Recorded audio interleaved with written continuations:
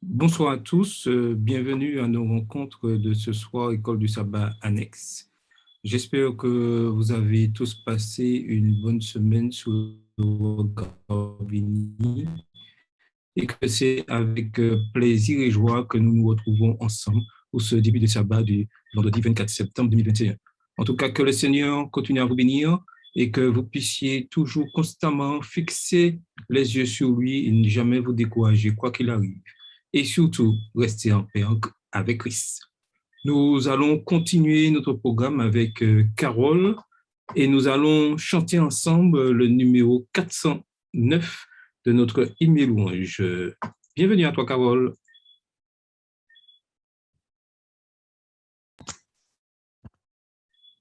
Bonsoir à tous, j'espère que vous allez bien et que votre semaine fut agréable. Donc, comme Charles l'a annoncé, nous allons chanter ensemble au numéro 409.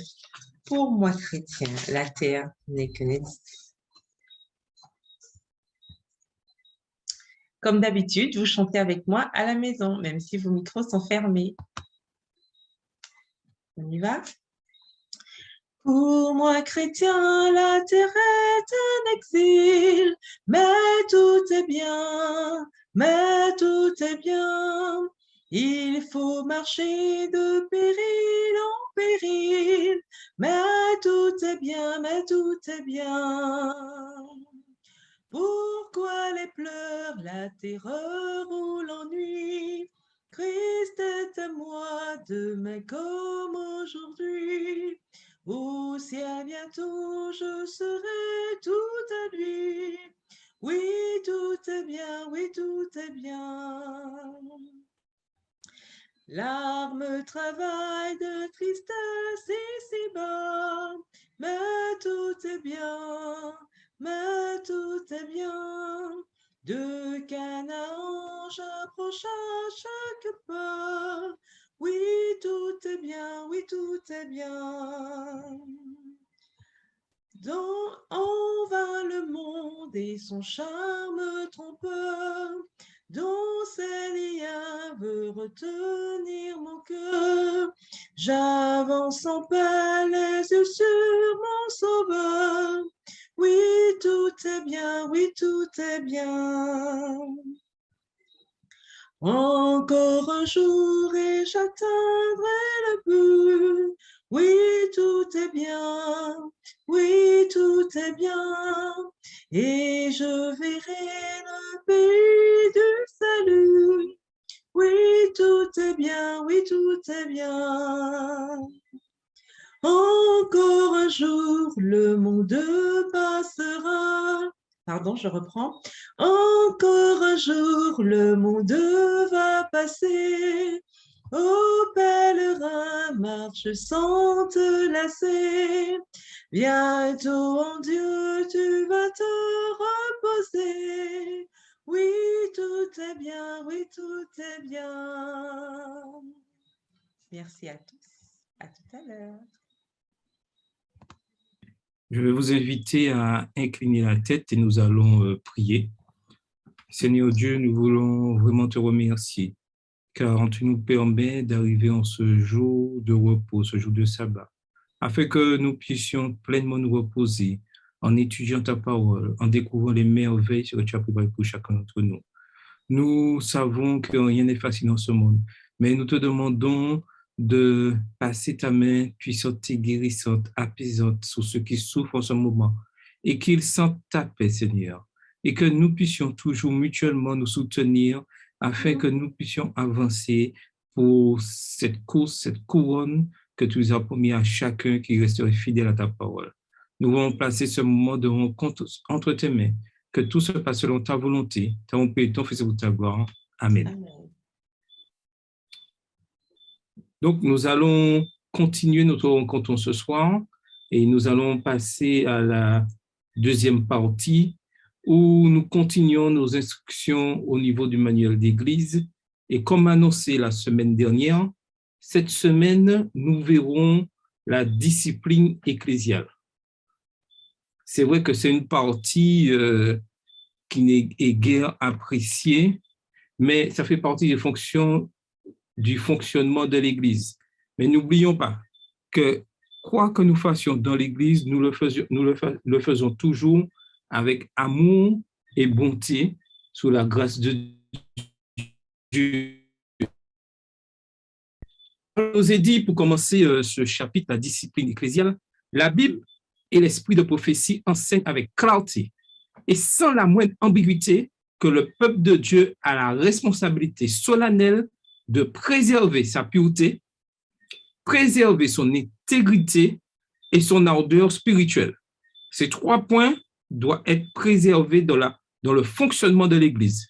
Sa pureté, son intégrité et son ardeur spirituelle.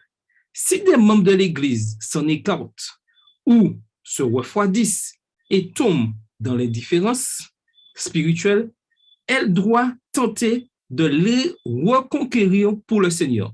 Voilà le but de l'Église. Si certains oublient, se refroidissent, l'Église, c'est-à-dire chaque membre qui la compose individuellement, doit tout faire pour reconquérir ses membres pour le Seigneur.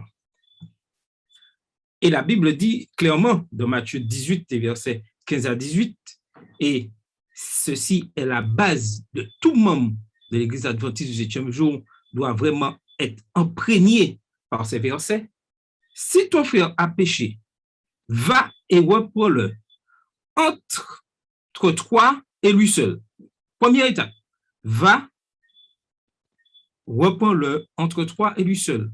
S'il t'écoute, tu as gagné ton frère. Mais s'il ne t'écoute pas, prends avec toi 1 ou 2 personnes afin que toute l'affaire se règle sur la déclaration de 2 ou de 3 témoins. S'il refuse de les écouter, dis-le à l'Église. Et s'il refuse aussi d'écouter l'Église, qu'il soit pour toi comme un païen et un publicain. Je vous le dis en vérité, tout ce que vous lirez sur la terre sera lié dans le ciel, et tout ce que vous délirez sur la terre sera délié dans le ciel. Pourquoi je dis que ceci, c'est la base de tout membre, afin qu'il y ait cette paix? Si nous respections vraiment ce verset, beaucoup de problèmes seraient évités au sein de nos communautés. Donc, nous devons vraiment être fidèles à ce texte dans le fonctionnement que nous devons avoir en tant que membres adventistes du 7e jour au sein de l'Église. Lorsque les membres d'Église sont tombés dans quelque faute, suivons minutieusement les instructions données par le Sauveur au chapitre 18 de Matthieu. Suivons bien fidèlement ce qui est dit. Vois, si ton frère a péché, va et reprends-le toi seul. S'il ne t'écoute pas, vois une autre personne. Vois l'Église. Et s'il refuse, considère-le comme un païen. Considérer quelqu'un comme un païen, ça veut dire quoi? Le considérer comme quelqu'un qu'il faut à nouveau évangéliser et amener à Christ. Donc, quelle que soit la situation, nous devons toujours agir avec amour dans le seul but de ramener la personne à Christ, à l'Église, à la base. Les hommes appartiennent au Christ. Il les a rachetés à un prix infini et se les est attachés par l'amour que le Père et lui leur ont manifesté. Quels soins ne devrions-nous donc pas apporter dans nos rapports les uns avec les autres? Nul n'a le droit de soupçonner son prochain. Les frères et sœurs ne peuvent suivre leurs impulsions ou leurs inclinations en agissant avec un monde qui aurait commis quelque faute. Il ne leur est même pas permis d'exprimer leurs préjugés à cet égard, car ce faisant, ils risqueraient d'influencer d'autres esprits. Donc, toujours dans la continuité de Matthieu 18, versets 15 à 18, il est important que nous puissions rester vraiment intègres intègres vis-à-vis d'un frère ou d'une sœur qui ont commis une erreur. Si ton frère a péché, dit le Christ, va et reprends-le entre toi et lui seul. Matthieu 18, verset 15. N'allons donc pas en parler à d'autres membres. Et dans le passé, beaucoup n'ont pas respecté ce principe.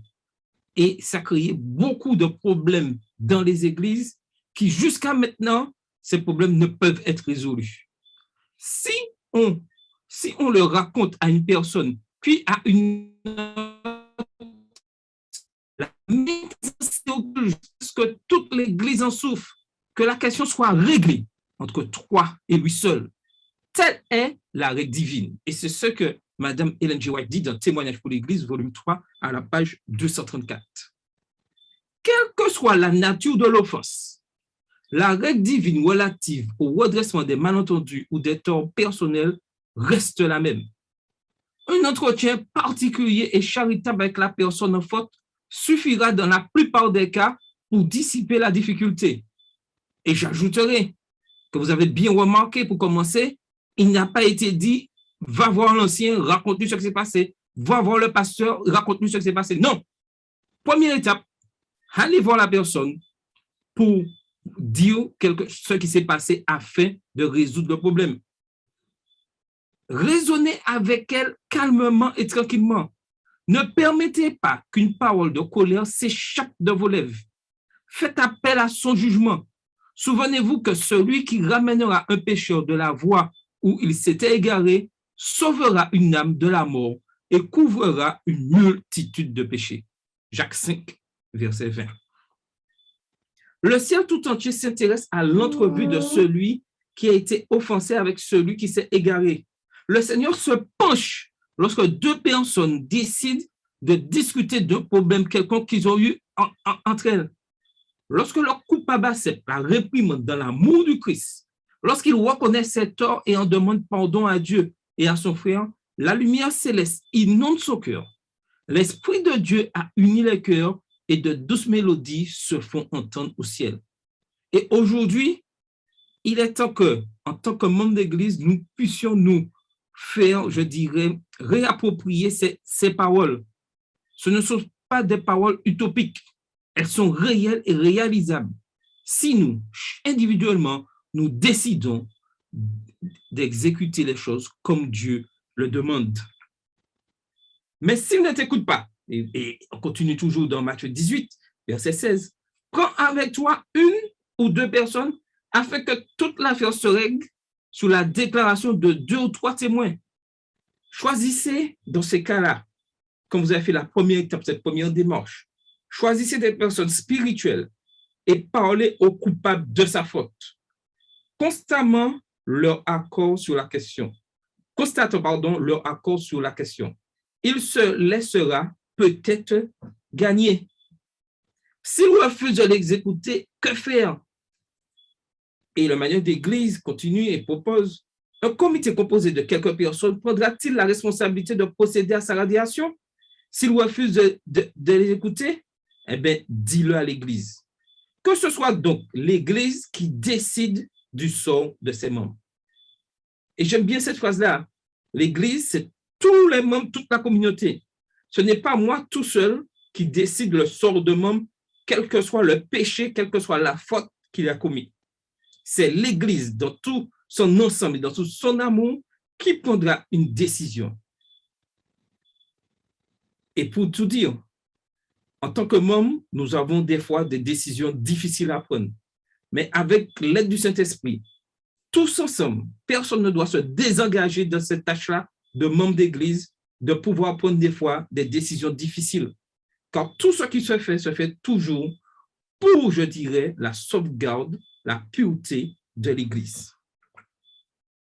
S'il refuse aussi d'écouter l'Église, qu'il soit pour toi comme un païen et publicain, Matthieu 18, verset 17. S'il résiste aux efforts qui sont faits pour le relever, c'est à l'Église qu'incombe la responsabilité de le rejeter de son sein. Son nom doit être rayé de ses registres. Aucun membre officiant d'une communauté, aucun comité, aucune église n'a le droit de voter la radiation de membres avant que les instructions données par le Sauveur aient été suivies de manière très scrupuleuse. Une fois celle-ci fidèlement observée, l'Église sera en règle avec Dieu. Le mal devra alors être présenté sous son vrai jour. et condamnés pour qu'ils ne se répandent pas. Il faut veiller sur la santé et la pureté de l'Église, afin qu'elle puisse paraître devant Dieu sans souillure, revêtue de la robe immaculée de la justice. Il dit le mal, c'est-à-dire la faute, le péché. Il n'est pas dit l'individu sera rejeté, il dit le mal doit être présenté sous son vrai jour et condamné. Et aujourd'hui, malheureusement, certes, nous dévions des principes donnés par Dieu, et en plus, l'ennemi a réussi à faire entrer un sentiment de culpabilité lorsque l'Église décide de rester pure et fidèle à la parole de Dieu. Et il est important que tout ceci, l'ennemi arrive à le faire parce que nous n'avons pas respecté les 3 premières étapes que Dieu a mis en place lorsqu'il y a un problème à résoudre. Donc, des fois, notre manque de fidélité nous pousse à faire entrer dans le système un jeu d'amour, un jeu de pardon, alors que nous n'avons pas respecté les règles. Il ne peut pas avoir d'amour et de pardon si je n'ai pas respecté les règles de Matthieu 18 et versets 15 à 18. Et ceci est très important dans le fonctionnement de l'Église. Et Jésus ajoute dans Matthieu 18, verset 18, « Je vous le dis en vérité, dit Jésus, tout ce que vous lirez sur la terre sera lié dans le ciel, et tout ce que vous délierez sur la terre sera délié dans le ciel. » Mais pour que tout soit lié sous la terre et délié, et ensuite lié dans le ciel, ou délié sur la terre et délié dans le ciel, il faut que les 3 premiers principes soient respectés. C'est uniquement à ce moment que les paroles de Matthieu 18, verset 18, deviennent effectifs dans le fonctionnement de l'Église, lorsque l'Église a respecté toutes les règles demandées par Jésus. Ces paroles resteront en vigueur jusqu'à la fin des siècles.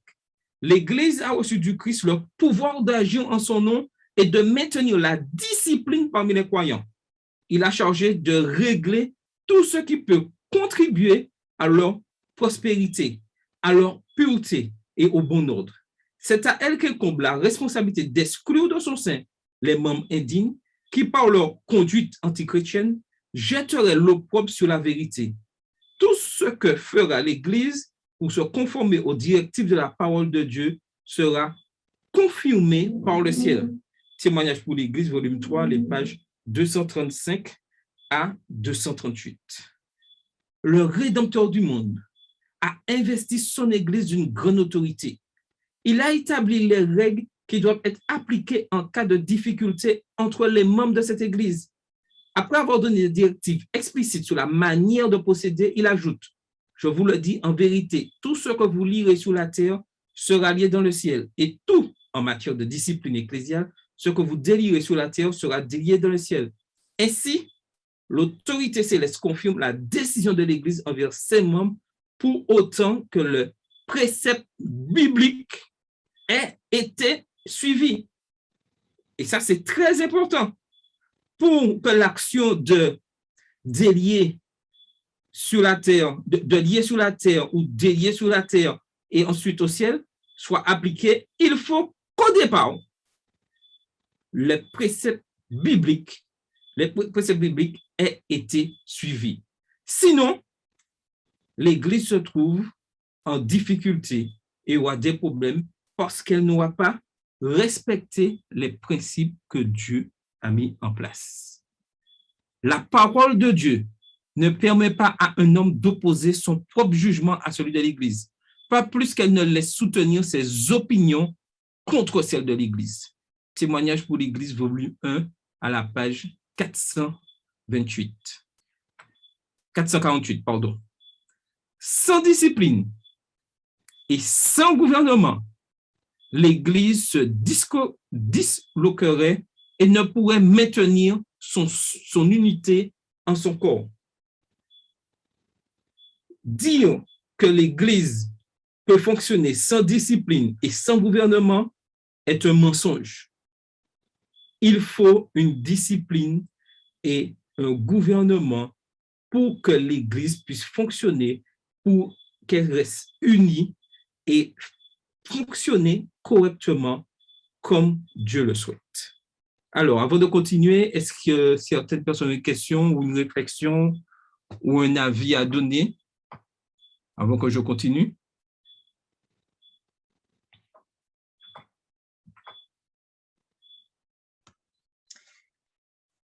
Je voulais... Allô, on m'entend? Oui, Paul. Oui, alors non, je voulais juste Oui, dire, attends. Oui. je salue ce que j'ai pas encore vu. En fait, je voulais juste confirmer ce que tu disais concernant ce respect de ce qu'a dit Mathieu, puisque je me souviens d'un épisode traumatisant que j'avais vécu effectivement, enfin que j'ai vécu à l'église, où une personne soi-disant avait quelque chose à reprocher et du coup avait déjà fait venir deux anciens pour avoir un entretien, alors qu'en réalité, j'étais même pas au courant de quoi que ce soit. Donc, je découvrais quelque chose en plus qui était complètement faux. Et je trouve effectivement que c'est une situation qui peut pousser parfois des personnes peut-être qui sont jeunes dans la foi ou autres à, euh, à, à un petit peu s'éloigner de l'Église et de sa structure parce que il y a des comportements qui ne sont pas respectés. Et en plus de cela, par-dessus tout, il n'y a aucune excuse par derrière pour, enfin, quand on reconnaît que c'était complètement hors sujet. Et je pense qu'il est important aussi pour les responsables d'église de faire attention à cela. Quand un membre vient se plaindre pour X raisons, la première, enfin, le premier réflexe, à mon avis, devrait être de dire et de référer la personne à Matthieu 18, c'est-à-dire, est-ce que tu as été voir cette personne? Au lieu de jouer le jeu de la personne en convoquant réunion, entretien, etc., je pense que la première démarche, c'est ça. Et souvent, on saute ces étapes-là et on finit par avoir des dissensions à l'église qu'on aurait pu tout à fait éviter parce que souvent, les gens qui soi-disant viennent pour écouter, ne font rien que d'ajouter de l'huile sur le feu parce que tout simplement, ils ne sont au courant de rien. Et comme les premières démarches n'ont pas été faites, pardon, alors ça peut mal finir, alors qu'on aurait pu éviter cela. Donc, il est tout à fait judicieux j'abonde dans ce sens pour ce que tu disais de respecter, et ce que dit le manuel aussi, de respecter cela parce que ça peut éviter beaucoup de dissensions dans l'Église. Tout à fait. Et j'ajouterai une chose importante, que ce soit pour les membres d'Église, que ce soit pour les dirigeants, que ce soit pour les pasteurs, c'est-à-dire pour tout membre de l'Église adventiste du 7e jour. Lorsqu'on vient nous raconter quelque chose sous un frère, il faut avoir le courage d'arrêter la personne dès les premiers mots et lui demander, as-tu vu le frère? Avant de venir, avant que je puisse écouter ce que tu as à me dire. Il est très important que nous puissions individuellement nous discipliner sur ce point-là. Et lorsque nous arrivons à nous discipliner sur ce point-là, nous disons au frère ou à la sœur qui est venu nous voir, est-ce que tu as vu la personne? Est-ce que tu as vu la personne? Si elle vous dit non, vous devez dire tout de suite, va voir la personne avant de me raconter ce que tu as à me raconter. Parce que c'est ce que dit la parole de Dieu dans Matthieu 18, les versets 15 à 18. Puissions-nous vraiment comprendre ceci et mettre en pratique. C'est un effort que nous devons faire. Nous sommes tous coupables. Il n'y a pas de personne. Nous devons tous faire cet effort de pouvoir respecter les principes. Et nous verrons un changement, des changements magnifiques se dérouler au sein de nos communautés. Il y aura toujours des cas, des personnes qui vont rejeter la parole, mais même lorsque nous accomplissons, et ces personnes devront vraiment arriver à la fin du processus, la radiation, le fait de l'avoir fait avec amour, ces personnes n'auront pas une haine vis-à-vis de l'Église parce qu'elles auront compris que nous avons agi avec amour et que nous, surtout, on ne pourra pas nous reprocher car nous avons respecté les principes que Dieu a mis en place. Mon souhait, c'est que chacun de nous puissions comprendre cela, réfléchir et pouvoir mettre ceci en fonctionnement dans notre façon, notre relation vis-à-vis avec les frères et sœurs au sein de l'Église. Et nous verrons de véritables changements au sein de nos communautés. Et j'en suis vraiment convaincu. La semaine prochaine, si Dieu veut, nous verrons la prochaine étape, les personnes non consacrées qui résistent à la discipline, parce que malheureusement, ça arrive. la sauvegarde de l'unité de l'Église, parce que tout ce que nous faisons, c'est pour sauvegarder l'unité de l'Église, règlement des différends entre membres d'Église, règlement des litiges opposant des membres d'Église en tant que plaignants à l'Église, règlement des litiges opposant l'Église en tant que plaignants. Donc, prions tout au long de ce sabbat, tout au long de cette semaine, afin que nous puissions vraiment mettre tout ceci en pratique. Oui, Carole? Oui, alors j'avais une question avant que nous puissions clore cette partie. J'aimerais savoir, puisque tout à l'heure il a été dit, alors je ne sais pas si on verra ça la semaine prochaine aussi, peut-être, hein, est-ce que, puisqu'on a vu que c'est l'Église qui décidait, c'est en Église qu'on devait décider du sort de membres. Alors, qu'advient-il lorsqu'une Église décide de soutenir une personne justement qui ne respecte pas les principes de l'Église? Parce que ça peut arriver, hein, des situations d'ultra-copinage. On aime tellement ce frère, on aime tellement cette sœur que même si elle fait des bêtises, on vote contre. Est-ce qu'il y a un principe au niveau de l'Église pour cela? Très bonne question que je vais inviter à chacun à être présent lors de nos 2 prochaines rencontres. Mais juste répondre, le manuel d'Église répond à ces cas-là. Ne vous inquiétez pas. Donc, je vous invite toujours à pouvoir être présent lors de nos rencontres pour pouvoir nous rencontrer sur l'instruction de manuel d'Église et nous aurons la réponse à la question de Carole d'ici 2 vendredis, si Dieu veut. Donc, que le Seigneur continue à nous bénir et continuons toujours à nous renforcer dans sa parole, à étudier et vraiment respecter les principes qu'il nous a donnés afin que nous puissions réussir, je dirais, notre vie dans la communauté de l'Église adventiste du 7e jour. Que le Seigneur vous bénisse. Donc, nous allons continuer avec le bulletin, le récit missionnaire. Nous sommes au dernier sabbat, leçon 13, c'est 13e sabbat, et notre dernier sabbat au niveau de la division nord-américaine, et c'est Carole qui nous fera le récit du bulletin. Alors, me revoilà pour partager avec vous la suite de l'histoire de Nyang. Pour ceux qui étaient la semaine dernière, si vous vous rappelez de l'histoire, nous parlons de Nyang et Nyang nous avait raconté un épisode de sa vie quand elle avait 10 ans, où elle avait rencontré ces hommes qui avaient subitement disparu avec la grâce de Dieu. Et je rappelle que Yang, elle a 21 ans, donc elle est étudiante et aujourd'hui, à l'occasion de ce 13e sabbat, elle nous raconte une expérience qu'elle a vécue alors qu'elle était en train de faire de l'évangélisation, toujours dans le Tennessee. Alors, donc, il était presque l'heure du déjeuner, nous dit-elle, quand elle a décidé, quand il fallait normalement qu'elle retourne rejoindre ses amis pour pouvoir déjeuner. Ça se passe à Maryville, dans le Tennessee, et elle avait déjà faim. Elle était prête donc à partir et à savourer son déjeuner avec ses amis quand subitement elle a aperçu qu'il y avait une femme qui était en train de mettre ses courses dans sa voiture et elle sortait d'un magasin de discount. Donc, Nyang s'est dit qu'elle avait juste le temps de parler à cette femme en tant que représentante évangélique, puisque les étudiants faisaient de la représentation évangélique. Donc, elle avait juste le temps de lui parler avant de partir déjeuner. Et elle s'est approchée de cette femme avec un sourire radieux. « Bonjour madame », a-t-elle dit, « je m'appelle Nyang, je suis étudiante et je travaille à l'école. Donc, cet été, nous essayons de promouvoir les valeurs familiales et d'aider la communauté. » Donc, c'est ainsi qu'elle s'est présentée à cette femme. Et elle a pris dans son sac quelques livres. Elle a commencé avec un livre sur la santé et l'utilisation des plantes sous leur forme naturelle. La femme a accepté le livre. Elle a jeté un coup d'œil sur la couverture. Et voyant que la femme restait silencieuse, Nyang a pris un autre livre. Et cette fois-ci, c'est un livre de cuisine. Elle a demandé à cette femme si elle cuisinait en général à la maison. Et elle lui a montré le livre. Elle lui a montré donc ce livre de cuisine. Puis, elle a pris un troisième livre qui était Vers Jésus, en 13 chapitres, donc la version classique. Et elle a aussi montré cet ouvrage à cette femme.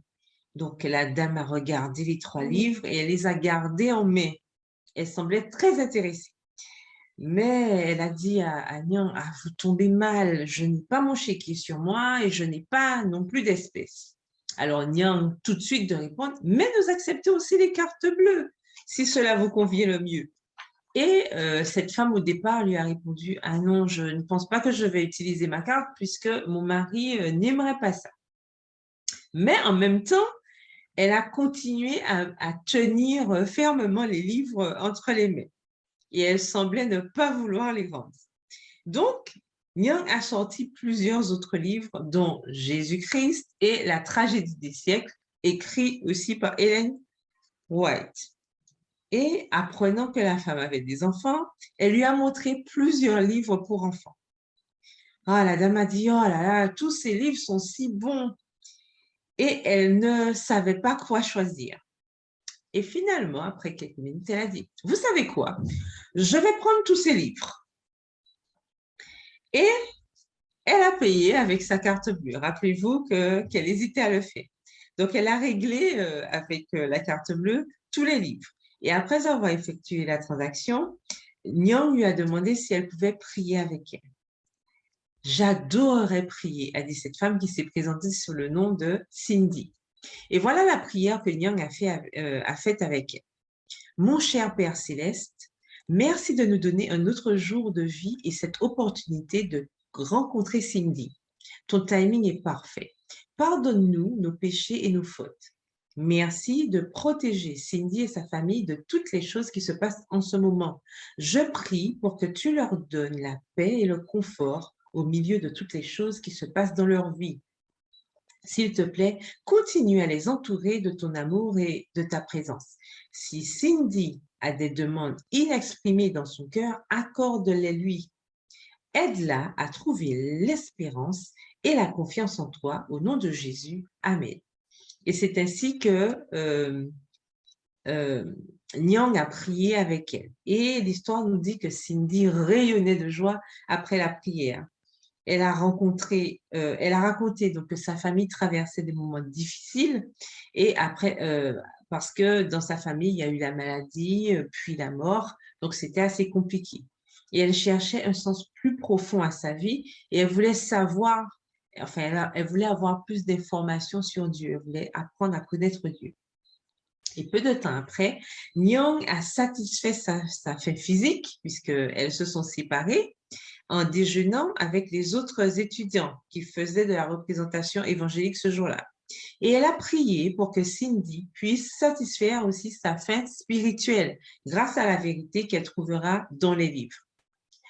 Donc, on vous remercie en tout cas pour votre offrande du 13e sabbat qui, en 2011 déjà, a permis à des enfants réfugiés comme Nyang de fréquenter des écoles adventistes du 7e jour de la division nord-américaine. Nyang, dont la famille a immigré de Myanmar, qui s'appelle aussi la Birmanie, fréquente les écoles adventistes depuis la 5e et elle termine actuellement ses études à la Southern Adventist University. Et elle a l'intention, nous dit l'histoire, de devenir dentiste missionnaire. Donc, une partie de l'offrande du 13e sabbat de cette semaine, enfin de ce trimestre en tout cas, permettra à nouveau d'aider les enfants réfugiés à recevoir une éducation adventiste. L'offrande aidera également la division nord-américaine à construire des logements pour le personnel missionnaire de l'école adventiste du 7e jour de Palau dans l'océan Pacifique, à achever la 2e phase d'un gymnase multifonctionnel à l'école indienne adventiste du 7e jour de Holbrook dans l'État américain de l'Arizona, et à ouvrir une église et un centre communautaire adventiste du 7e jour dans la ville isolée d'Igloolik, au nord du Canada. Merci en tout cas déjà pour votre généreuse contribution à la propagation de l'Évangile dans la division nord-américaine.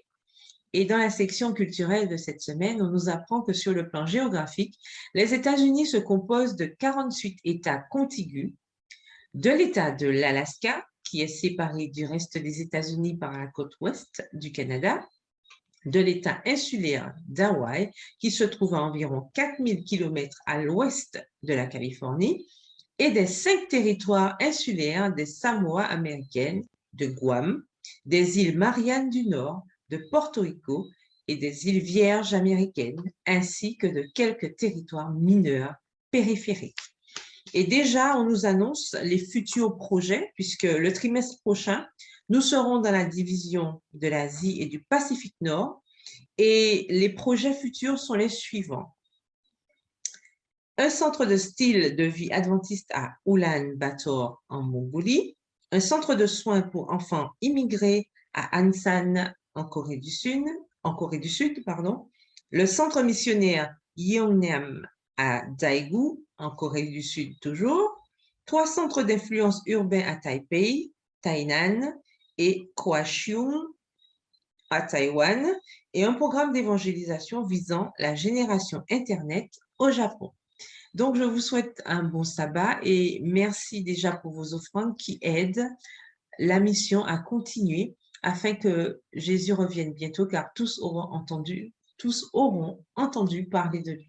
Merci, bon sabbat à tous, à bientôt. À bientôt. Merci, Carole, pour ce magnifique récit.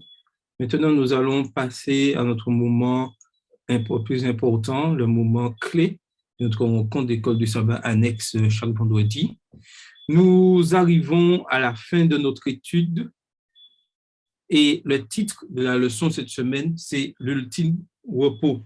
Nous avons vu au cours de ce trimestre le repos en Christ. Et j'espère vraiment que chacun a pu vraiment trouver cette paix durant ce trimestre. Mais pas une paix pour un trimestre, mais que cette paix puisse nous permettre de continuer notre course chrétienne fidèlement, sans relâche, quand nous avons vraiment un but final, c'est être au ciel avec Christ. Il s'en est allé nous préparer une place. Et il souhaite que chacun puisse vraiment obtenir cette place, obtenir cette couronne. Mais dans ce monde troublé, nous devons vraiment être en paix avec Christ. Et cette semaine, le titre de la leçon avait pour titre « L'ultime repos ». L'ultime repos. Le titre, comme je le disais tout à l'heure, de la leçon de cette semaine, l'ultime repos implique que notre repos ici n'est que temporaire. Nous nous reposons en Christ aujourd'hui, mais notre repos est toujours dans le contexte d'un monde de souffrance, de tristesse et de maladie. Un jour, nous entrerons dans le repos éternel. Et c'est mon souhait pour chacun de vous ici en ce soir, chacun qui ont l'occasion de nous écouter durant la journée de sabbat, durant cette semaine. Tous les chagrins, et je peux vous assurer, tous les chagrins de la vie seront terminés.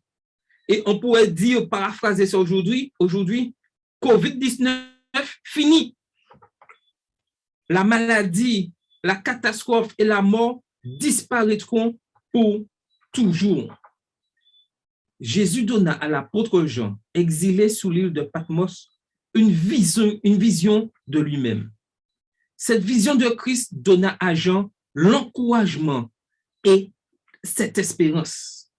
Dans les révélations prophétiques, Jean vit l'histoire de l'Église chrétienne et les événements climatiques à la fin de l'histoire de cette terre. Le livre de l'Apocalypse se termine par un nouveau ciel et une nouvelle terre, introduisant le repos ultime de Dieu. Et nous savons que la Bible ne ment pas. Tout ce qui est dans la Bible est vérité. Avant ce repos ultime, il est dit, il y aura des signes spécifiques indiquant pleinement le retour de Jésus.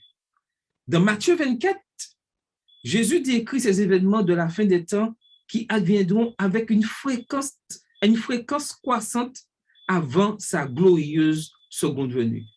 Plus le temps de sa seconde venue arrivera, plus des événements qui pourront qui pourront angoisser l'humanité augmenteront. Mais plus nous devrons rester calmes et en paix face à ces événements. À travers les âges, les patriarches et les prophètes attendaient avec impatience le retour du Seigneur sans connaître le repos ultime que Christ avait promis. Ils moururent dans l'attente d'un événement qui devrait arriver et dans cet espoir. Dans Apocalypse 14, les versets 6 à 12, l'ange visiteur de Jean proclame le message des derniers jours pour préparer le monde au retour de Christ. Et je vais demander à un volontaire de lire ces versets. Apocalypse 14, les versets 6 à 12. Un volontaire pour bien comprendre dans le contexte des choses, comprendre le contexte des choses et savoir ce que nous, en tant qu'adventistes du 7e jour, nous devons faire. Donc, un volontaire pour lire Apocalypse 14, les versets 6 à 12. Ces versets, je dirais, doivent être vraiment les versets, je dirais, préférés, être connus par cœur de tout adventiste du 7e jour. Alors, un volontaire pour lire Apocalypse 14, s'il vous plaît, les versets 6 à 12. Bonsoir tout le monde. Bonsoir. Je vis un autre ange qui volait par le milieu du ciel, ayant un évangile éternel pour l'annoncer aux habitants de la terre, à toute nation, à toute tribu, à toute langue et à tout peuple. Il disait d'une voix forte, « Craignez Dieu et donnez-lui gloire, car l'heure de son jugement est venue, et adorez celui qui a fait le ciel et la terre et la mer et les sources d'eau. » Et un second ange, suivit en disant, « Elle est tombée, Babylone la grande, qui a abreuvé toutes les nations du vin de la fureur de son impudicité. » Et un troisième ange les suivit, en disant d'une voix forte, « Si quelqu'un adore la bête et son image, et reçoit une marque sur son front ou sur sa main, il boira lui aussi du vin de la fureur de Dieu, versé sans mélange dans la coupe de sa colère, et il sera tourmenté dans le feu et le soufre, devant les saints anges et devant la nuit. Et la fumée de leur tourment monte au siècle des siècles, et ils n'ont de repos ni jour ni nuit, ceux qui adorent la bête et son image, et quiconque reçoit la marque de son nom. C'est ici la persévérance des saints qui gardent les commandements de Dieu et la foi de Jésus. » Amen. Donc, ces versets, nous devons vraiment les connaître par cœur. Alors que la guerre entre le bien et le mal fait rage à l'échelle mondiale, Christ nous invite à veiller et à s'apprêter pour son retour et à être prêt à entrer dans son repos éternel. Et dans le temps que nous vivons aujourd'hui, nous devons veiller et être prêts pour ce retour, être aux aguets, être présents pour ce rendez-vous. Jean nous informe qu'il était sur l'île de Patmos quand il reçut les visions contenues dans le livre de l'Apocalypse. Patmos est une petite île de la mer Égéenne, entre les côtes de la Turquie et de la Grèce. Il fait environ 15 km de long. À l'époque de Jean, c'était une colonie pénitentiaire romaine stérile où les prisonniers s'exilaient. Il y avait une petite communauté minière ainsi que d'autres choses sur cette île. Jean était un vieillard d'environ 90 ans quand il reçut les visions de l'Apocalypse. Il vécut une longue vie au service de son maître bien-aimé. Il vivait probablement à Éphèse avant d'être exilé à Patmos.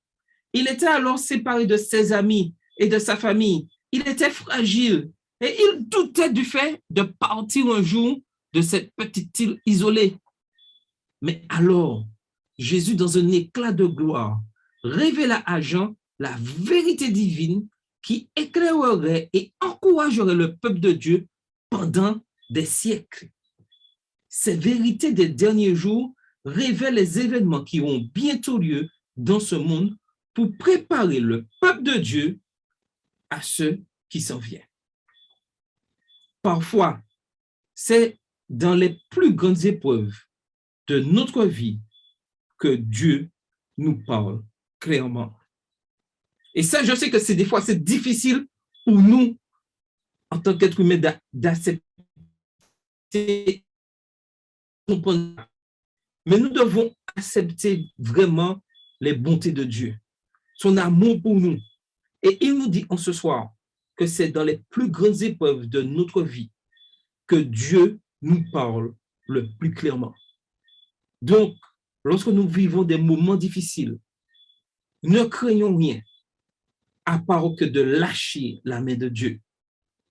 Car c'est lui seul qui donnera la force, pour continuer à aller de l'avant. Alors, quelqu'un voudrait-il ajouter quelque chose ou s'il y a quelqu'un un témoignage dans ce sens, avant qu'on puisse continuer, partager comment il voit les choses par rapport à ce texte-là? Quelqu'un voudrait-il ajouter quelque chose avant que je continue?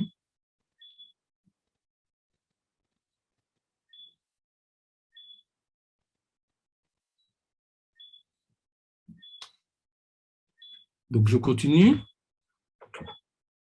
Quand nous nous sentons seuls et découragés, Jésus nous rend visite comme il le fit à Jean et nous remplit de la chaleur de sa présence. Nous ne sommes jamais seuls. Jésus est toujours, constamment présent auprès de nous lorsque nous sommes en difficulté ou ou vraiment nous sommes vraiment découragés. Oui, Jésus est toujours auprès de nous. Et vraiment, nous ne devons avoir aucun doute là-dessus. Le livre de l'Apocalypse nous parle de Jésus qui agit.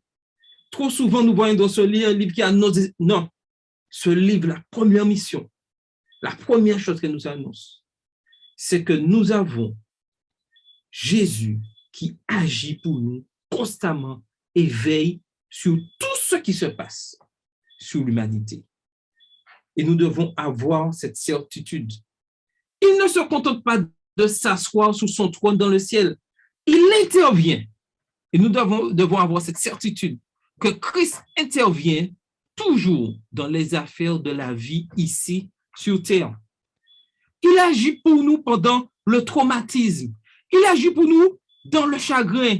Il agit pour nous dans les déceptions auxquelles nous sommes confrontés. Et nous sommes tous, en tant qu'êtres humains, confrontés à tout ceci. Des traumatismes, du chagrin, des déceptions. Mais nous devons avoir cette certitude que Christ est toujours là auprès de nous. Et nous ne devons jamais, au grand jamais en douter. Même si nous ne voyons pas, on pourrait dire, entre guillemets, le bout du tunnel. Mais dans le noir, dans les ténèbres, dans les difficultés, nous devons avoir cette certitude, et je vous donne cette certitude, que Christ est toujours auprès de ses enfants. Quand Jésus descendit parler avec son disciple bien-aimé, il illumina l'île rocheuse et stérile de Patmos de sa gloire.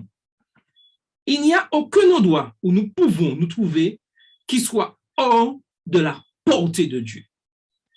Christ est toujours auprès de nous. Dieu, il vous rencontrera où que vous soyez en sa présence. Et ça, c'est quelque chose de très important. Ce n'est pas au temple seulement que Dieu se présente à nous en tant que pécheurs. Quel que soit l'endroit où nous sommes, Dieu est auprès de nous. Et ce lieu où nous trouvons en présence de Dieu devient un lieu sanctifié et la gloire de Dieu est manifestée. Dès que nous mettons notre confiance en Dieu, quel que soit l'endroit où nous sommes, la gloire de Dieu est manifestée car nous décidons de le suivre constamment. Ne disons pas, je vais à l'église pour chercher Dieu. Ce n'est pas vrai. Nous devons chercher Dieu dans sa parole, qui est la Bible. Et là où nous sommes, Dieu est avec nous et ce lieu est sanctifié. Est-ce que quelqu'un voudrait ajouter quelque chose ou poser une question si quelque chose n'a pas été bien compris dans ce sens?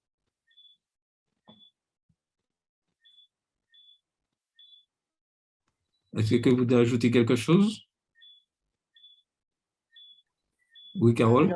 Oui, non, je voulais, je voulais juste ajouter à tout ce que tu as dit, puisque bon, c'est plutôt clair, mais que justement l'assurance de ce repos que nous avons en Jésus-Christ nous permet de passer les difficultés de manière plus souple, en fait, puisque le fait de savoir que nous avons Christ dans notre vie, c'est vrai que ça n'empêche pas d'avoir les difficultés, ça n'empêche pas d'avoir les différentes épreuves, les écueils que nous rencontrons. Par contre, le fait de savoir que nous avons une personne sur qui on peut compter, la personne de Jésus, qui sera avec nous tout le temps, puisqu'on nous parle d'ultime repos, n'est-ce pas, qui nous prépare justement à ce grand jour où nous pourrons vraiment, vraiment, vraiment nous reposer, je pense que ça nous aide à avancer un pas après l'autre, à avancer jour après jour vers justement ce repos-là. Et je crois que c'est une façon pour nous aussi de nous soumettre vraiment à Dieu pour lui permettre de nous aider, même lorsque nous nous sentons faibles, de nous aider justement à affronter les différentes difficultés que nous avons, puisque nous savons que les choses ne vont pas s'améliorer, hein, faut pas la Bible est claire là-dessus. Par contre, nous savons que plus nous allons compter sur Dieu et plus nous aurons la force justement de supporter quels que soient les obstacles qui vont se présenter. Et ça, c'est une bonne nouvelle, une excellente nouvelle même. OK. Odile, vous voulez intervenir? Oui, bonsoir à tous. Bonsoir, C'est Odile. juste une question pour tout le monde. Est-ce que nous devons rechercher Dieu ou c'est le contraire, c'est Dieu qui doit, au contraire, nous, faire le premier pas vers nous? Si nous ne le faisons pas, est-ce que Dieu peut faire le premier pas vers nous si nous n'allons pas à sa rencontre? Il y a une image que j'ai toujours aimée lorsqu'on présente, c'est dans l'Apocalypse, il dit que Jésus frappe à notre cœur. Et l'image montre que Jésus frappe, mais à l'extérieur, il n'y a pas de poignée. La poignée est à l'intérieur. Dieu est constamment prêt à nous aider, mais nous devons ouvrir la porte. Dieu ne force jamais la porte de notre cœur. Il frappe, il frappe, il frappe. C'est à chaque individu d'accepter que Christ entre dans notre cœur. En quelque sorte, Dieu est toujours présent auprès de nous. Mais est-ce que nous le laissons entrer dans notre vie? Est-ce que nous le laissons agir? Voilà la chose. Dieu est toujours auprès de chaque être humain, toujours là prêt à l'aider. Mais nous devons ouvrir cette porte. Oui, Carole? Donc, c'est lui. Vas-y, vas-y. Donc, c'est lui qui fait le premier pas.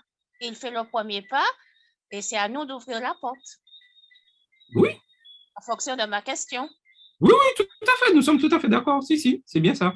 C'est bien ça, puisque nous sommes pécheurs de nous-mêmes, nous ne pouvons pas nous sauver. C'est Christ qui nous sauve. Donc, il vient là, mais nous devons accepter ce sacrifice. Christ est mort pour toute l'humanité. Mais chacun a un effort à faire d'ouvrir la porte pour que Christ entre. OK? Oui, Carole, tu voulais ajouter quelque chose? Oui, je voulais juste dire que, enfin, par rapport à la question qu'Odile posait, effectivement, c'est toujours Dieu qui vient à l'homme. C'est dès le début, de toute façon, c'est lui qui nous a créés, c'est lui qui nous enseigne et c'est toujours lui qui est venu à nous. Par contre, comme j'aime à dire, c'est un gentleman, il ne va pas nous forcer. Et Attends, c'est vrai. Carole. Oui. Juste pour, rappelons-nous qu'on a vu la leçon, lorsque Adam et Ève ont péché, c'est Dieu qui va dans le jardin et qui dit, où es-tu? Oui. Où es-tu? Il sait bien, il sait où est Adam. Mais pose la question, où es-tu? Mhm. Et Jésus fait la même chose avec chacun de nous. Où es-tu? Que fais-tu? Je viens te chercher, je veux te sortir de là où tu es. Excuse-moi, Carole, vas-y, continue. Non, non, vas-y. C'est bon. En fait, je voulais dire, oui, c'est tout à fait ça. C'est toujours Dieu qui est en quête de nous, puisque naturellement, de toute façon, l'homme s'éloigne de Dieu, malheureusement. Pourtant, il est créature de Dieu. Par contre, Dieu vient toujours nous chercher. C'est toujours lui qui l'a fait, c'est toujours lui qui le fera d'ailleurs. Et c'est lui qui met en nous le vouloir et le faire. C'est lui qui met en nous ce sentiment, cette envie d'aller vers lui, de toutes les manières. Donc, on voit que même à la base, il y a toujours ce désir que Dieu met en nous d'aller vers lui. Donc, même quand quelqu'un dit oui, j'ai envie, c'est comme l'histoire qu'on a vue tout à l'heure avec Nyang, où la dame à qui elle a vendu les livres disait qu'aujourd'hui, elle a envie de connaître Dieu, elle sent qu'elle veut en apprendre plus. Ben, c'est toujours Dieu qui met en nous ce vouloir et le faire. C'est lui, la foi, en fait, c'est un don de Dieu. Et comme c'est un don, ça veut dire que c'est toujours lui qui est à la base.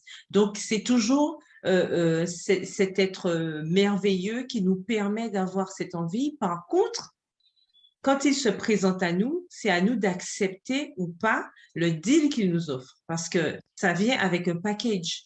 Quand on accepte Dieu dans sa vie, c'est pas compartimenté, c'est tout ou rien.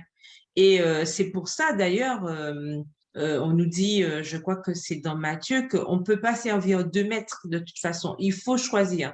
Et quand on choisit Dieu, ça vient avec aussi des sacrifices, ça vient avec une compréhension différente de ce qu'on était avant de connaître Christ. Et c'est vrai que ça, souvent, ces sacrifices-là, tout le monde n'est pas prêt à les faire. Et c'est ce qui parfois crée des disparités dans notre compréhension de la parole de Dieu, dans notre compréhension de ce que Dieu veut pour nous. Parce que souvent, on veut Dieu, mais en même temps, on veut autre chose. Or, avec Dieu, c'est tout ou rien. Donc, il vaut mieux choisir tout avec Dieu que rien sans lui. Voilà. Ok, merci, Carole. Donc, comprenons que Dieu nous rencontrera où que nous soyons afin d'être présents. Il veut que chacun de ses enfants soit présent avec lui.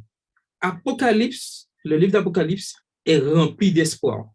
Et en ce soir, j'aimerais que chacun puisse avoir cette certitude de voir en ce livre de l'Apocalypse un livre qui est rempli d'espoir, un livre rempli d'espérance. Celui qui est avec nous à travers son Saint-Esprit vient bientôt dans la gloire pour nous ramener à la maison. Voilà le but du livre de l'Apocalypse. Nous faire comprendre que Dieu, Christ, le Saint-Esprit, souhaite que chacun puisse l'accepter afin de le ramener à la maison.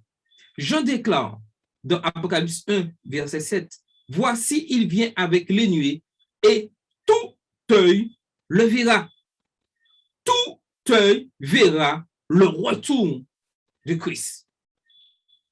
Aucun œil ne pourra le voir et éviter cette rencontre. Tout œil le verra. Mais quelle sera ma position? Dans quel état je serai quand Christ reviendra? Quelle sera ma situation? Voilà la question capitale que nous devons nous poser et que chacun individuellement sait et connaît la réponse. Les signes du retour de Jésus, Jésus parle à ses disciples d'un moment où Jérusalem serait attaquée et détruite par une armée. Luc 21, verset 20. Cela se produisit en l'an 70 après Jésus-Christ, lorsque Titus, le général romain, envahit Israël et assiégea la ville. L'historien Joséphus décrit les effets dévastateurs du siège. Il dit que les affamés venaient souvent se battre dans un petit morceau de pain. Les enfants arrachaient souvent la nourriture de la bouche de leurs parents. Ni frère ni sœur n'avaient pitié de l'autre. un boisseau de maïs était plus précieux que l'or. Imaginez-vous dans quelles circonstances ces gens étaient là en 70 après Jésus-Christ. Il y eut des cas pendant le siège où les parents préparaient et mangeaient leurs enfants qui mouraient. Joséphus poursuit. Poussés par la faim, certains mangeaient du fumier, certains leur sel, certains le cuir dépouillé de leur bouclier, certains encore point dans la bouche quand leurs corps furent trouvés. Les effets de l'attaque de Jérusalem par les Romains étaient horribles et dévastateurs.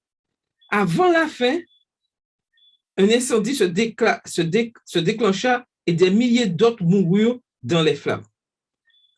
Dans les années 1970, les archéologues ont découvert la maison d'une famille aristocratique qui fut brûlée jusqu'au sol dans les flammes pendant le siège de l'an 70 avant Jésus-Christ. Cette maison est un témoignage remarquable de l'intensité des flammes et du degré de dévastation et de destruction totale. Les questions des disciples à ce moment-là. Quand Jésus parlait à ses disciples de ce désastre à venir, ils pensaient que la destruction ne pouvait arriver qu'à la fin du monde. Pour cette raison, ils lui demandèrent, quand cela arrivera-t-il et quel sera le signe de ton avènement de la fin du monde? Matthieu 24, verset 3. Les disciples posaient en fait deux questions totalement différentes. L'une des premières questions était, quand cela arriverait-il? Se réfère à la chute de Jérusalem et la destruction du temple. La première question. Leur deuxième question était, quel sera le signe de ton avènement et de la fin du monde? Vous remarquez bien que ce sont deux questions différentes et qui ont reçu deux réponses différentes. Dans sa réponse écrite dans Matthieu 24, Jésus combina alors les deux événements. Il parle des événements qui mèneraient à la destruction de Jérusalem en l'an 70 et ces événements serviraient d'aperçu de ce qui se passerait juste avant sa deuxième venue. Dans Matthieu 24, Jésus mentionna les signes qui précéderaient son retour. Ces signes révèlent la proximité de sa venue. Je précise bien, ces signes révèlent la proximité de sa venue. Ces signes ne disent pas quel jour que Dieu viendra. Nul ne connaît le jour. Dieu donne des signes qui annoncent sa venue afin que son peuple, afin que les enfants qui ont accepté Christ puissent vraiment se préparer et avoir cette certitude, ce réconfort que bientôt ils seront libérés. Le Sauveur ne donna pas de date pour sa venue, mais il nous parle des signes qui nous permettraient de reconnaître son imminence. Le sermon de Jésus sur les signes du dernier jour se concentre sur 4 domaines vraiment spécifiques. Premièrement, les signes dans le domaine de la religion, les affaires internationales, la nature et la société. Ces signes incluent de faux réveils spirituels, des conflits mondiaux, des guerres, des famines, des catastrophes naturelles, des pestes, des pandémies, la croissance de la criminalité, une violence accrue, une moralité déclinante et enfin la propagation rapide de l'évangile dans le monde entier. Ça ne vous rappelle pas la période que nous vivons actuellement? Où nous entendons beaucoup parler de conflits, de guerres. Mais malheureusement, nous insistons beaucoup sur cette partie-là. Mais moi, j'aimerais que nous puissions vraiment porter notre attention sur la dernière partie que vous voyez à l'écran. À la fin, la propagation rapide de l'évangile dans le monde entier. J'aime bien cette partie-là, rapide. Donc, il est important que nous puissions vraiment être prêts, car nous verrons que l'évangélisation va se répandre rapidement. Nous commençons déjà à goûter les prémices, mais rapidement, de manière vraiment spectaculaire. Oui, Carole.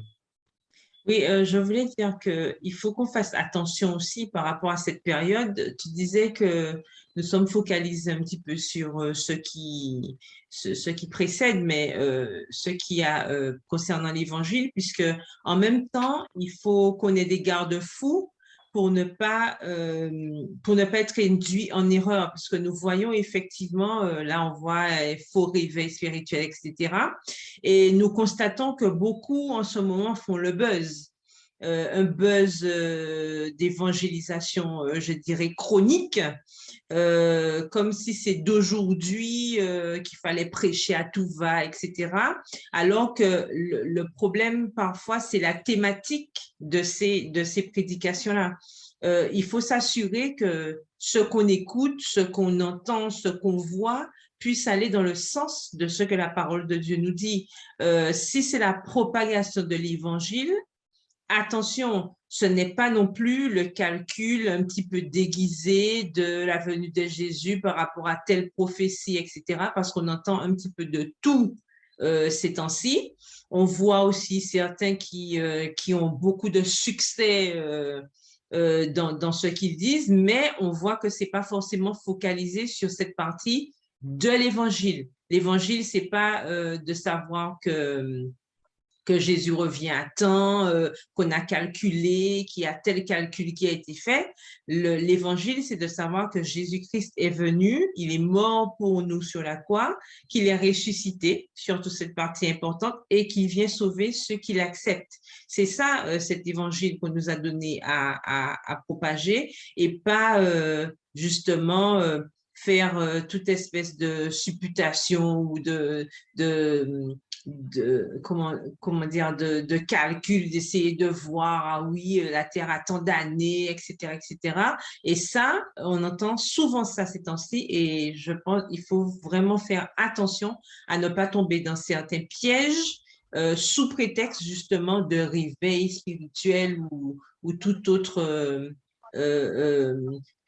invitation vers ce qui n'est pas indiqué justement dans la parole de Dieu. Donc, on doit être très prudent et demander à Dieu justement demander à Dieu de nous donner ce discernement pour ne pas être piégé.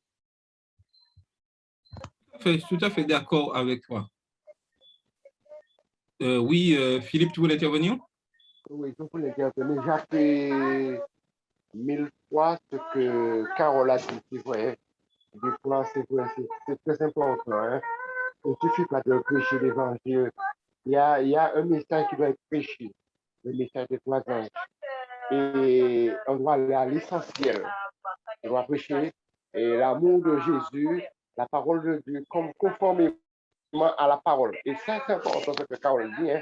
Ce n'est pas important de savoir. Vraiment, ça m'a fait penser à quelqu'un. On cherche à savoir combien de temps la terre a fait ça. Ce n'est pas important pour nous. Ce qui est important pour nous, c'est que nos péchés soient pardonnés et que nous confessons nos péchés soient pardonnés et que nos noms soient inscrits dans le livre de vie de l'agneau. Donc, c'est vrai que tout ce que tu as dit là, comme je lis là, et ce sont des signes annonciateurs, catastrophes, pandémies, etc. Mais et on doit faire très, très attention à la loi et au témoignage. Et l'Esprit de Dieu nous conduit dans toute la vérité. Et c'est pour ça qu'il est important d'analyser chaque chose qu'on nous dit. C'est important. C'est important parce que on a des faux réveils, comme tu as dit, des faux réveils, mais c'est important de ainsi par l'Éternel.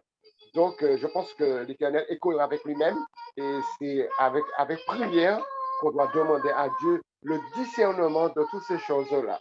Alors, merci Carole pour cette intervention. Ok, merci Philippe. Donc, comme je disais, très attention. Vous voyez, là, faux réveil et propagation rapide de l'évangile, la frontière des fois est très mince, pardon. Et nous devons être vraiment, vraiment vigilants. Matthieu 24 décrit les signes du retour de Christ. Apocalypse 14 est un appel urgent pour s'apprêter pour sa venue. Le message des derniers jours d'Apocalypse. Dans Apocalypse 14, l'ange visiteur de Jean parle du dernier message de Dieu, se proclamant rapidement à chaque nation, chaque famille, chaque langue et chaque peuple pour préparer le monde à son retour imminent. Voilà le message d'Apocalypse 14. C'est le message de l'évangile éternel, de l'étonnante grâce de Dieu pour une planète entière. C'est un appel à la lumière de l'évangile, à vivre des vies obéissantes, glorifiant Dieu dans tout ce que nous faisons à l'heure du jugement. C'est un appel à l'ère de l'évolution, à l'adorer en tant qu'espoir à la fin des temps. Voilà le message d'Apocalypse 14. Ce message d'obéissance, c'est-à-dire obéissance aux 10 commandements, glorifier Dieu dans tout ce que je fais, pas de spectacle, pas de matu-vu, car l'heure du jugement approche. L'ère, c'est un appel à l'ère de l'évolution, à l'adorer en tant que créateur. Aujourd'hui, nous devons vraiment réfléchir. Est-ce que tout ce que nous faisons, c'est vraiment pour adorer Dieu, le Créateur? Car, comme nous l'avons vu tout à l'heure, Satan aussi va utiliser tout cela pour faire de faux réveils. Mais l'objectif unique sera toujours pour glorifier pour Satan notre propre gloire, le moi. Réfléchissons bien à la manière que nous adorons Dieu dans nos actions, dans nos paroles, dans tout ce que nous faisons. Est-ce que des fois nous ne cherchons pas plus le spectacle matu-vu qu'une véritable adoration que Dieu souhaite? C'est une question que nous devons vraiment réfléchir individuellement dans cette période de temps de la fin et vraiment être accrochés à la parole de Dieu. Jésus nous défendra au jugement et présentera sa vie de justice à la place de notre vie d'injustice. L'apôtre Jean nous donne cet encouragement. Et si quelqu'un a péché, nous avons un avocat auprès du Père Jésus-Christ le juste. 1 Jean 2, verset 1. Et ceci est très important. Nous avons un avocat. Et pour que cet avocat puisse nous défendre, il faut que nous puissions reconnaître que nous avons péché. Et le sang de Christ nous lave. Le jugement final de Dieu, je peux vous le dire en ce soir, sera juste. Il n'y aura aucune erreur. Tous ceux qui seront au ciel leurs péchés ils seront purifiés par le sang de Jésus-Christ. Et tous ceux qui seront condamnés, c'est qu'ils ont refusé le sang de Jésus-Christ. Il n'y aura aucune erreur. Et personne ne pourra remettre en doute ce jugement. Car devant Dieu, il n'y a aucune hypocrisie. Il connaît le cœur de chacun d'entre nous individuellement. Il ne peut y avoir d'erreur. Si c'était les hommes qui jugeaient, si c'était moi qui jugeais, il y aurait beaucoup d'erreurs. Car je ne suis pas parfait.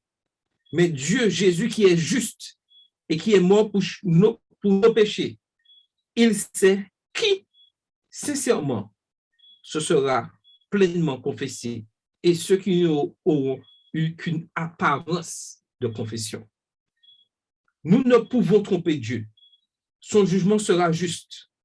Nous avons un choix à faire afin de rester fidèles à sa parole. Nous pouvons tromper les hommes, nous pouvons tromper l'Église, mais nous ne pourrons jamais tromper Dieu. Et il est important que nous puissions individuellement répondre à cette question.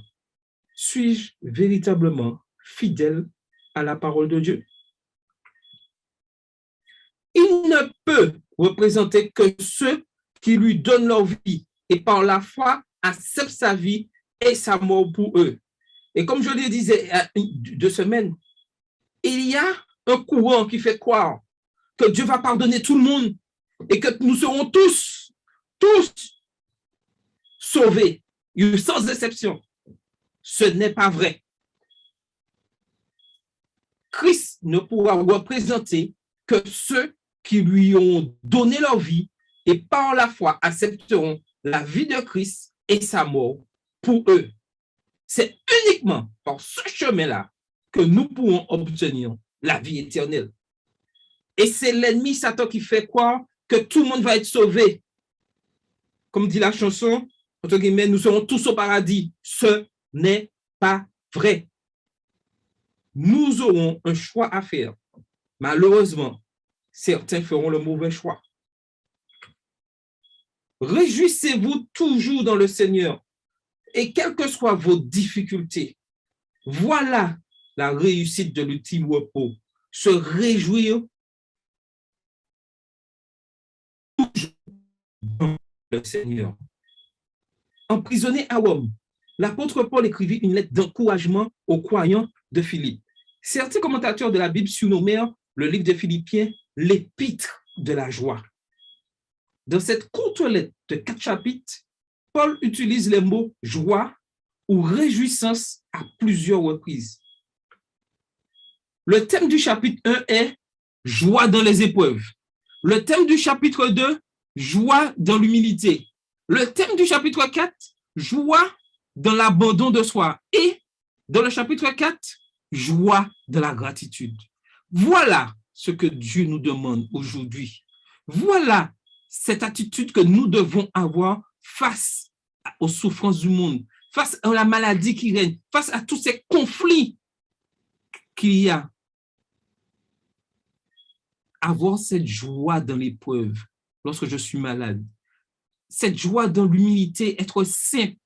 La joie dans l'abandon de soi. Laisser Dieu agir dans ma vie, quoi qu'il arrive. C'est que Dieu dirige toutes choses. Et être toujours reconnaissant, tant que nous avons ce souffle de vie en nous, être toujours reconnaissant que Dieu nous donne cette vie.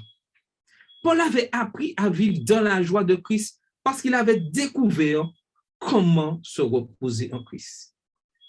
Avons-nous découvert comment nous reposer en Christ? Aujourd'hui, c'est capital que nous puissions connaître cette réponse. Il croyait, il avait la certitude que Christ le fortifierait dans toutes les situations et pourvoirait à ses besoins. Et voilà ce que Dieu nous demande, que nous serons toujours, que nous ayons cette certitude que nous sommes fortifiés dans toutes les situations, bonnes ou mauvaises, et que Dieu pourvoira toujours à nos besoins. Toujours. Même si je dois passer par la mort, je sais que Dieu a préparé une place pour moi. Et nous devons avoir cette certitude. Oui, Carole. Oui, et je voulais, pour compléter, dire à tout ça qu'il ne faut pas oublier la notion de reste. C'est un reste qui sera sauvé. Et un reste qui sera sauvé, pourquoi? Parce que ce sont eux, et la Bible nous le dit, c'est celui qui persévérera jusqu'à la fin qui sera sauvé. Donc, il s'agit pour nous, en tant que chrétiens, individuellement, de faire toujours cette auto-analyse, de faire cette auto-évaluation pour voir où on en est, puisque ce n'est pas dans la majorité que l'affaire va se passer. Ça, il faut que ce soit clair dans notre tête. Ça va rester un reste. Et qui dit reste, dit petit nombre. C'est-à-dire que, comme tu l'as dit tout à l'heure, ça ne va pas concerner tout le monde, puisque tout le monde ne va pas accepter. Et parmi ceux qui auront accepté, il y aura encore un reste, puisque nous ne savons pas qui, voilà, puisque le bon grain livré, etc. Donc, on doit vraiment se cantonner, s'accrocher à ce pilier qui est vraiment la pierre de l'angle, Jésus-Christ, parce que c'est vraiment en restant accroché à lui, vraiment, vraiment de toute notre force, de toute notre âme. C'est vraiment en aimant Dieu plus que tout que nous allons réussir. Parce que sans quoi, on risque de se laisser happer par différentes choses qui nous assaillent par-ci, par-là, comme on dit, par tout vent de doctrine ou par toute situation, même des situations de la vie qui peuvent nous éloigner de notre objectif principal. Et c'est pour ça que chaque jour, nous devons lutter avec la grâce de Dieu pour pouvoir demeurer ferme, parce que si il a parlé de reste, si cette notion-là est si importante dans la parole de Dieu, c'est que ça a un sens et ça a un poids.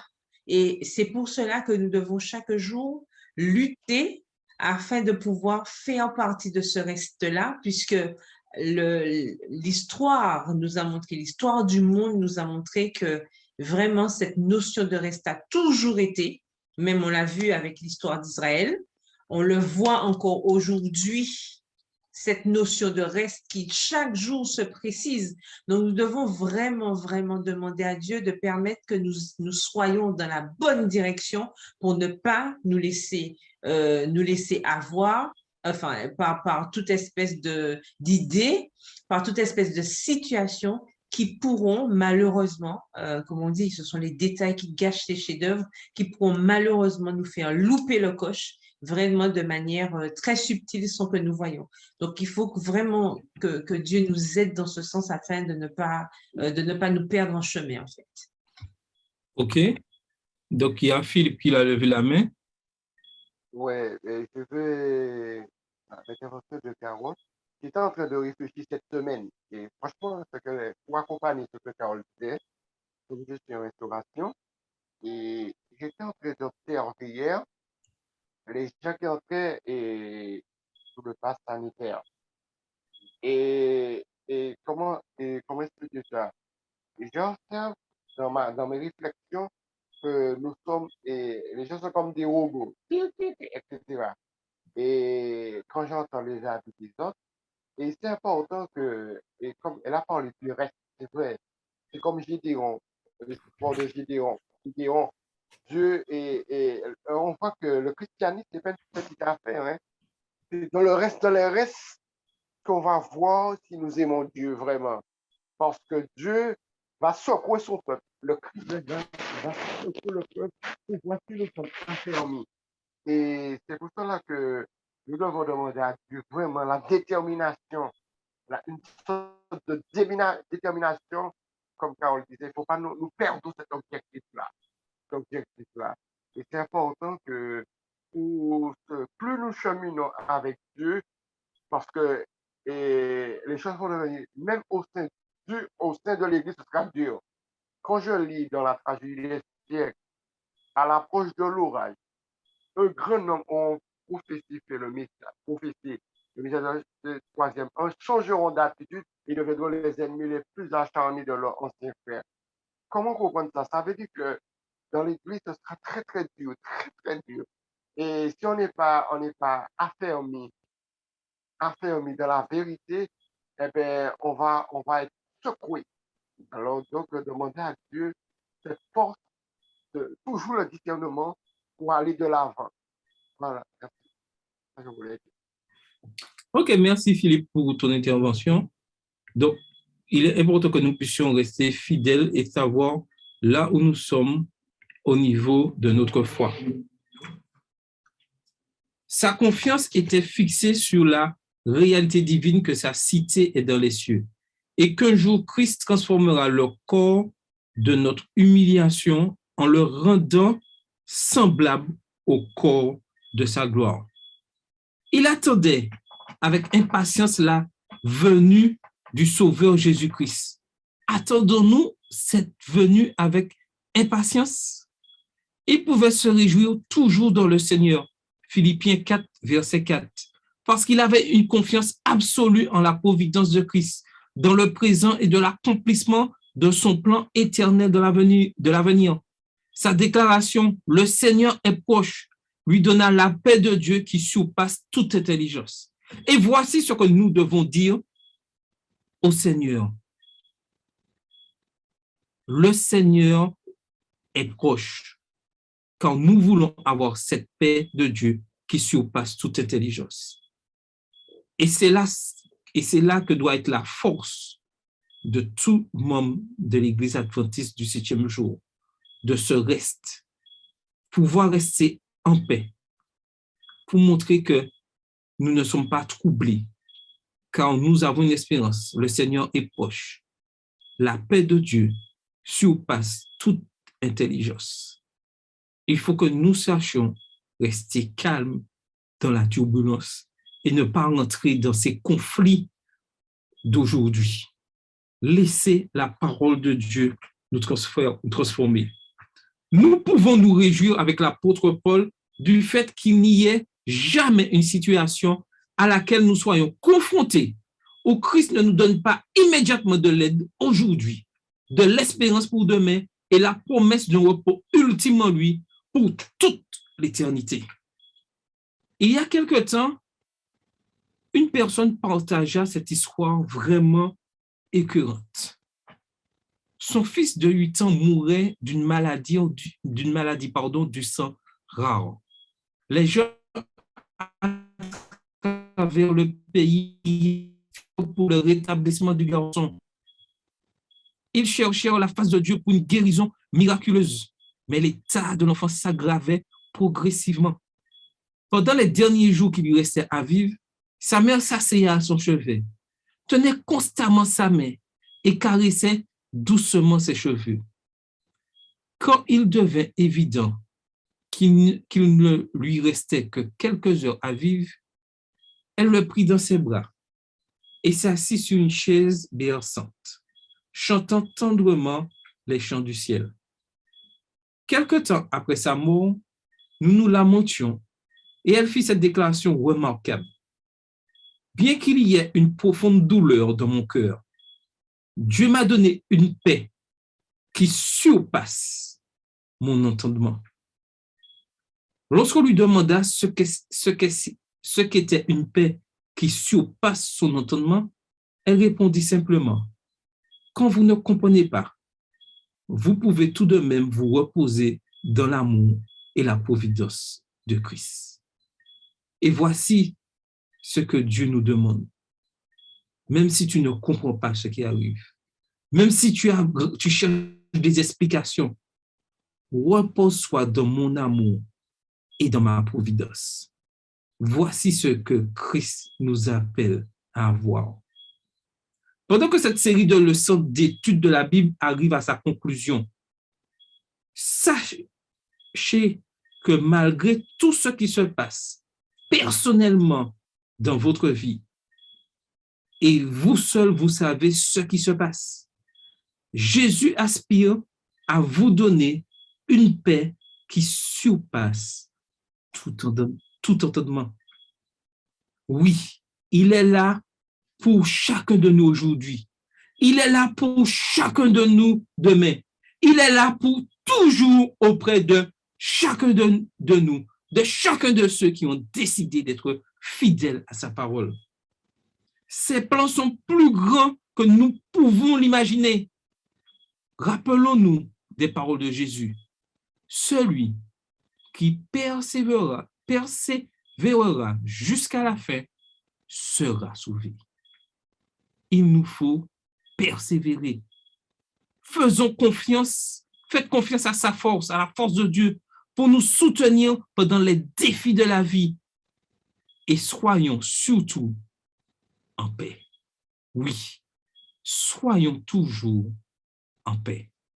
Avant de conclure, je voudrais savoir si quelqu'un voudrait ajouter quelque chose, dire quelques mots, avant que nous puissions conclure notre rencontre ce soir. Est-ce que quelqu'un voudrait ajouter quelque chose, alors que nous arrivons à la fin de la leçon de ce trimestre, où nous sommes appelés à être en paix? Oui, Yolette? Alors, je voulais dire concernant le sujet que Carole disait tout à l'heure, qui parlait du reste. Il y a le verset dans Matthieu qui dit « Cette bonne nouvelle du royaume sera prêchée dans le monde entier pour servir de témoignage à toutes les nations. » Il a bien dit pour servir de témoignage, mais je n'ai jamais vu un verset qui dit que tous ceux qui ont entendu la voix de Dieu vont accepter Jésus comme leur sauveur. Hein? Donc, nous vivons dans une période où il doit avoir tout chrétien individuellement doit s'accrocher dans l'étude, faire confiance à la parole de Dieu, nourrir notre relation individuelle avec Dieu dans l'étude de la parole de Dieu. Parce que pour comprendre sous l'inspiration du Saint-Esprit pour comprendre ce que Dieu nous dit dans sa parole. Parce qu'il y a beaucoup, c'est le moment où il y a beaucoup de confusion. Il faut savoir que derrière les faux réveils se cache l'ennemi. Parce que Dieu rassemble, l'ennemi aussi rassemble. Il profite l'occasion pour rassembler aussi.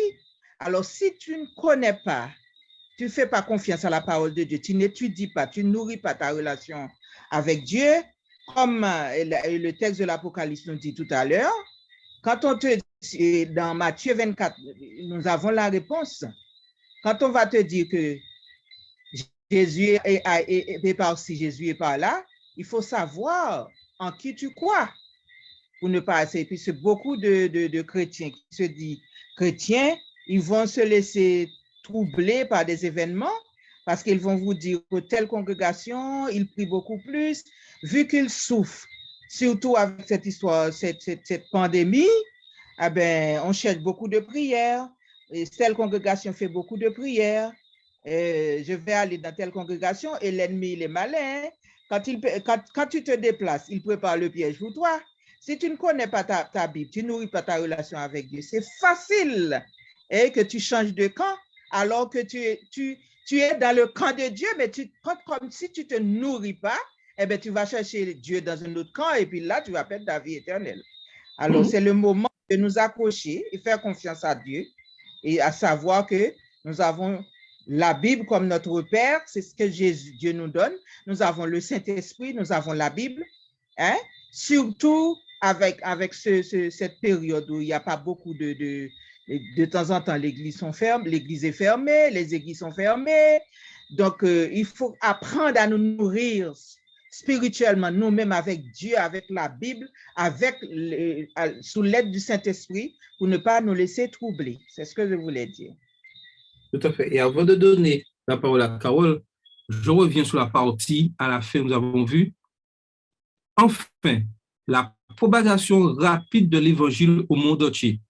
Ce n'est pas écrit le monde entier sera évangélisé, va accepter Christ. Hein? Il est écrit propagation rapide de l'évangile. C'est-à-dire le message. Ce que dit la parole de Dieu, avant son retour, il faut que le monde entier ait entendu parler de Jésus-Christ.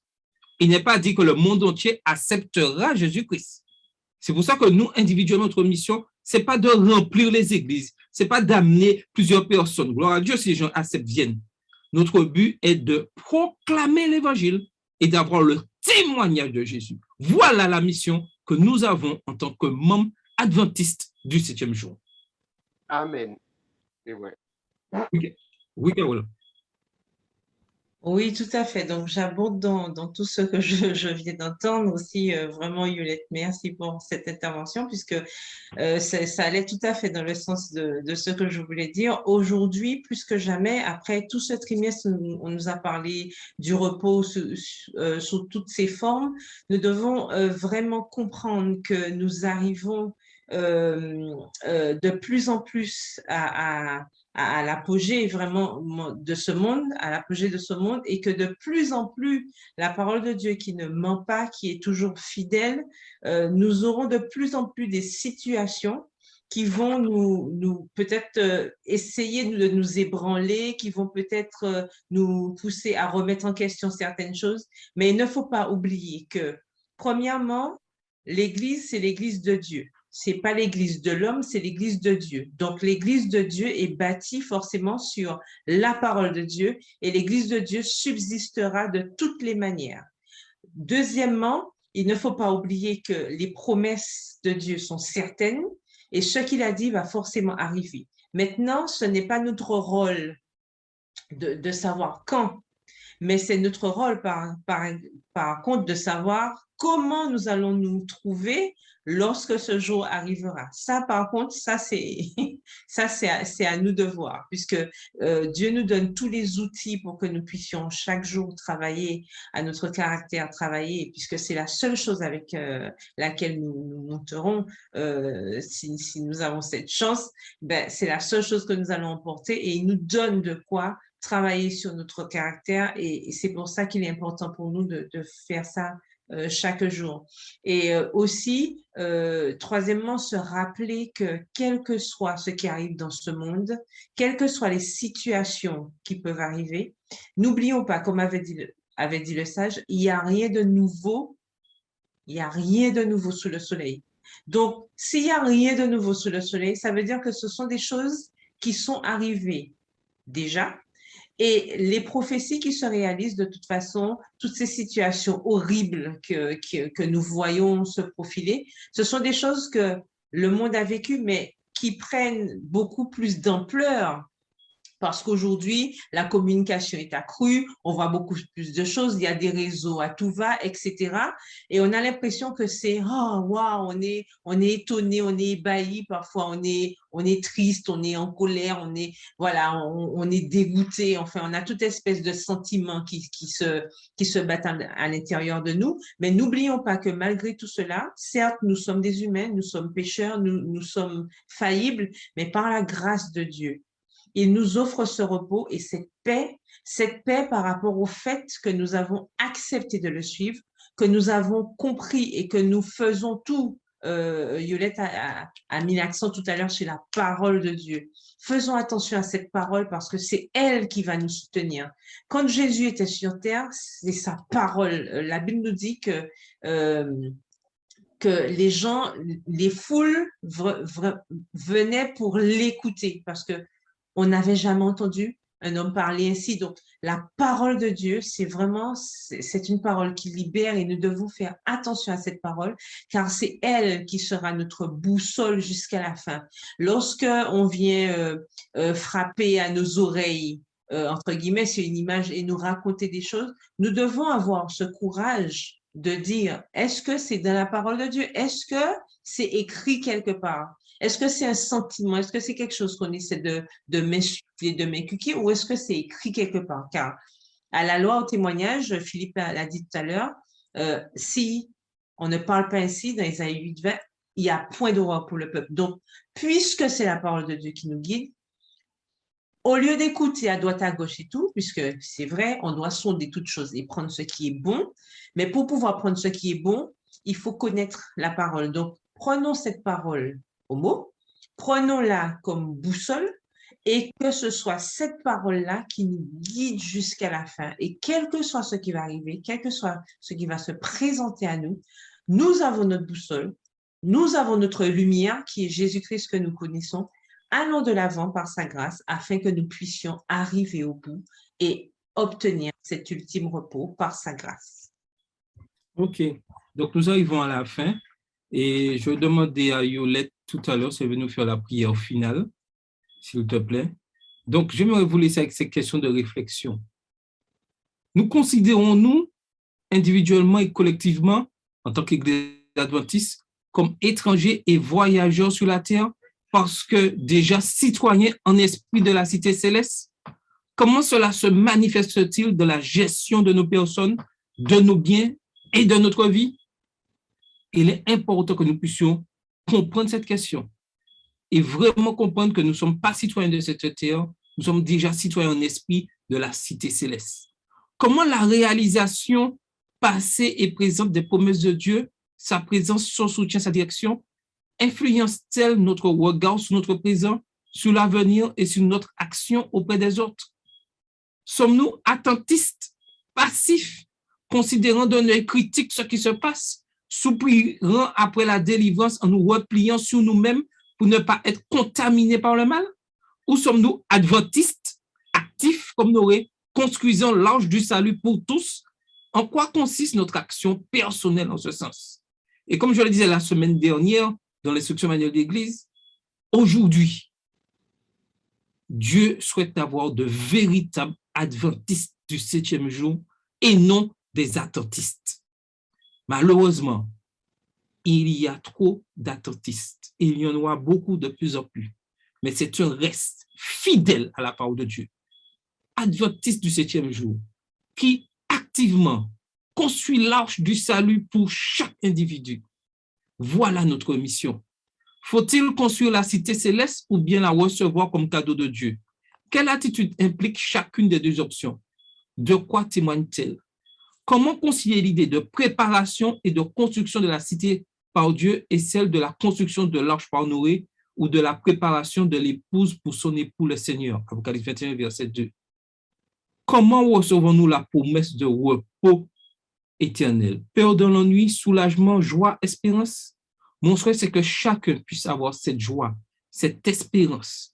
Et quelles que soient les difficultés, nous en aurons et elles augmenteront quand l'ennemi, comme disait Yoël, fera tout pour avoir le maximum de personnes.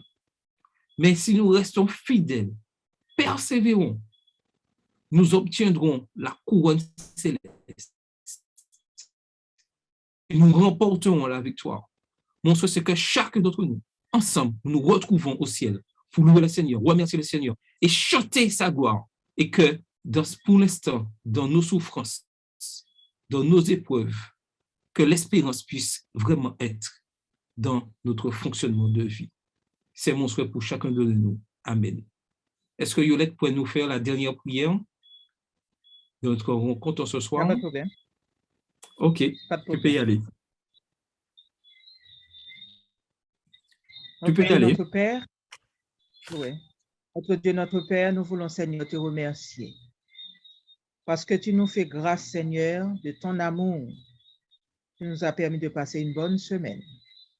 Et ce matin, Seigneur, en ton saint sabbat, tu as permis que cette étude soit mise en place pour que nous puissions nous remémorer un peu, beaucoup plus de ton amour pour nous dans ta parole, Père Céleste. C'est le moment important de notre vie, Seigneur, que nous devons nous appuyer totalement sur toi, te demandant, Seigneur, de nous aider par ton Saint-Esprit à nous approprier de ce repos que tu nous donnes, Seigneur. Parce que sans cela nous laisser éparpiller par-ci, par-là, Seigneur. Nous Saint-Esprit, aide-nous à nous bercer, Seigneur, chaque jour dans ta parole. Parce que quand nous relisons Matthieu 24, tu nous as tout dit. Et nous avons compris que les prophéties se réalisent sous nos yeux, Seigneur. Et c'est le moment de nous accrocher. Donne-nous, Seigneur, cette puissance la puissance du Saint-Esprit pour nous aider, même malgré nos souffrances, mais que nous puissions avoir la foi que tu nous accompagnes. Et tu reviens bientôt. Nous ne voulons pas perdre cette vie éternelle que tu nous as promis. Aide-nous à persévérer jusqu'au bout, malgré les vents qui peuvent souffler. Nous devons rester debout parce que nous avons le privilège d'avoir ce repos en nous et Jésus nous accompagne. Nous te disons merci, Seigneur. Fais-nous passer une bonne nuit de sabbat en ta compagnie et demain, que nous puissions avoir le privilège de pouvoir t'adorer et rester, Seigneur, dans ce repos. Merci, nous te prions au nom de Jésus et pour ta gloire. Amen. Amen.